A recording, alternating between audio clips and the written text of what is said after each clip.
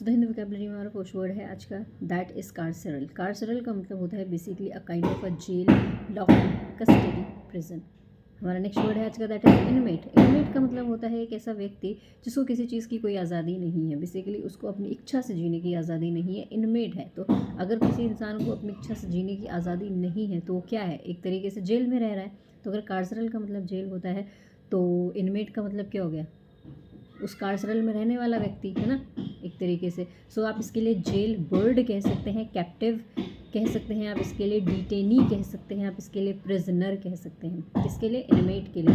हमारा next word है आज का, दैट इज़ डोवी टेल। डोवी टेल का मतलब होता है बेसिकली किसी चीज़ को जॉइंट करना, लिंक करना, या फिर किसी चीज़ को फिट करना एकदम, और ऐसे कि वो एकदम ही फिट हो गया, ईजिली फिट हो गया किसी चीज़ में, इस तरीके से आपने जॉइंट किया है। इसका लिटरल मीनिंग तो ये होता है। फिगरेटिव मीनिंग का मतलब होता है कि जब हम दो चीज़ों को आराम से जोड़ सकते हैं, फिट कर सकते हैं एक दूसरे में, तो जाहिर सी बात है कि उसमें हार्मनी है, पीस है, अकॉर्ड है, तभी तो वो चीज़ें आसानी से जॉइंट हो रही हैं, आसानी से लिंक हो रही हैं। तो इसका एक जो फिगरेटिव मीनिंग होता है डोवी टेल का, वो यही होता है, एक तरीके से हार्मोनाइजेशन कह सकते हैं आप इसके लिए, फ्रेटरनाइजेशन कह सकते हैं, कंपेनियनशिप कह सकते हैं, अग्रीमेंट कह सकते हैं आप इसके लिए, कॉन्कर कह सकते हैं, सहमति है, CI2I कह सकते हैं, ये एक ईडियम होता है जिसका मतलब होता है सहमत होना किसी के साथ। भाईचारा कह सकते हैं, फ्रेटरनाइजेशन कह सकते हैं आप इसके लिए, ट्रैंक्विलाइजेशन कह सकते हैं, ठीक है। हमारा जो नेक्स्ट वर्ड है आज का, दैट इज़ प्रूडेंट। प्रूडेंट का मतलब होता है कि एक ऐसा व्यक्ति जो अपने दिमाग का बहुत इस्तेमाल करता है। कल भी हमने एक वर्ड किया था एक्यूमेंट, हाँ इसी के ही सिनोनिम है वो भी। सो प्रूडेंट का मतलब होता है बेसिकली जो अपने दिमाग का इस्तेमाल करता है, जो बुद्धि का इस्तेमाल करता है, बेसिकली वो समझदार होता है। सिनोनिम्स देखते हैं इसके, ठीक है। अलर्ट के तौर पर भी देखेंगे, स्किलफुल होने के तौर पर भी देखेंगे।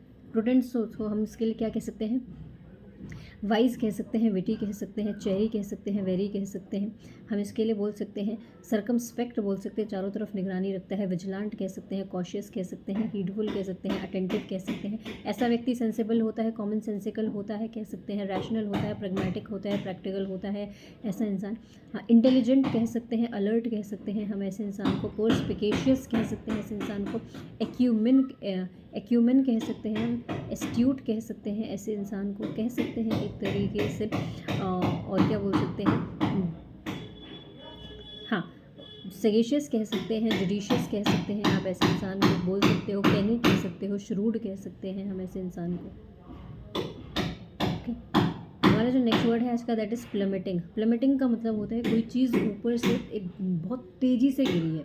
अब वो आपके मार्क्स भी हो सकते हैं, वो आपकी परफॉर्मेंस भी हो सकती है किसी तरीके की, हम कह सकते हैं कोई चीज़, कोई प्राइज़ भी हो सकता है जो एकदम से ठप से नीचे आ गया है, ग्रोथ भी हो सकती है, डिपेंड्स अपॉन द कॉन्टेक्स्ट। सो हम इसके लिए प्लंजिंग कहेंगे, नोज डाइविंग कहेंगे, सिंक कहेंगे, स्लम्प कहेंगे, बोल सकते हैं एक तरीके से सब्सिडाइजिंग कहेंगे कि कोई चीज़ नीचे आ गई है, फिर डिमिनिशिंग कह सकते हैं, रिड्यूसिंग कह सकते हैं आप इसके लिए, स्लो डाउन कह सकते हैं, बोल सकते हो एक तरीके से कॉन्ट्रैक्शन कह सकते हो, किसी चीज़ में कमी आई है, बेसिकली मंदी का दौर आ गया है कोई चीज़ में कह सकते हो। और फिर हम इसके लिए फिर जो चीज़ें कमज़ोर होती चली जा रही हैं उनके सिनोनिम भी इसके साथ ऐड डेफिनेटली होंगे। आप बोल सकते हैं इसके लिए एबिंग कह सकते हैं, ड्विंडलिंग कह सकते हैं, एटेनुएशन कह सकते हैं आप इसके लिए, डाइल्यूशन कह सकते हैं। हमारा जो नेक्स्ट वर्ड है आज का, दैट इज़ डिस्पेंस। देखिए डिस्पेंस जब वर्ब होता है तो इसका मतलब होता है बेसिकली किसी को आपने कोई चीज़ प्रोवाइड करी है। अब वो कोई अधिकार भी हो सकता है, वो कोई चीज़ भी हो सकती है, वो फंड भी हो सकता है, वो कुछ भी हो सकता है। बस बेसिकली आपने अपने कपड़े तक दिया है किसी को, मतलब कुछ दिया है आपने, बेसिकली दिया है, दैट इज़ डिस्पेंस। क्या दिया है वो डिपेंड अपॉन द कॉन्टेक्स्ट, ठीक है। तो हम इसके लिए रेंडर कह सकते हैं, गिव कह सकते हैं, प्रोवाइड कह सकते हैं, बेस्टो कह सकते हैं, ग्रांट कह सकते हैं कि हमने किसी को कोई चीज़ दी है। लेकिन जब डिस्पेंस के साथ विद लग जाता है तो उस डिस्पेंस विद का मतलब होता है बेसिकली आपने त्याग दिया सब कुछ, छोड़ छाड़ दिया किसी चीज़ को, डिफाई कर दिया, मना कर दिया, छोड़ मेरे को नहीं करना है अभी ये चीज़, एकदम ही छुटकारा पा लिया किसी चीज़ से। सो डिस्पेंस विद के अब सिनोनिम्स देखते हैं हम इसके लिए। तो हम कह सकते हैं अबैंडन कह सकते हैं, हम कह सकते हैं एक तरीके से रेलिंक्विश कह सकते हैं, एबनिगेट कह सकते हैं, एब्डिकेट कह सकते हैं, डिसअवाउ कह सकते हैं, डिस्क्लेम कह सकते हैं, डिसओन कह सकते हैं। किसी चीज़ को आपने खारिज कर दिया, मना कर दिया, डिफाई कर दिया है, डिनाई कर दिया है, रिफ्यूट कर दिया है, रीबफ कर दिया है, रीबट कर दिया है, कह सकते हैं। हम इसके लिए रेप्यूडिएट कर दिया है हमने किसी चीज़ को, हमने किसी चीज़ के सामने हार मान ली है, छोड़ दिया है उस चीज़ को, तो हमने सकम्ब कर दिया है, कैपिटुलेट कह सकते हैं, सरेंडर कह सकते हैं, ईल्ड कह सकते हैं। हम इसके लिए हम कह सकते हैं कुछ फ्रेजल वर्ब्स होती हैं, गिव अप कह सकते हैं, गिव इन कह सकते हैं, केव इन कह सकते हैं।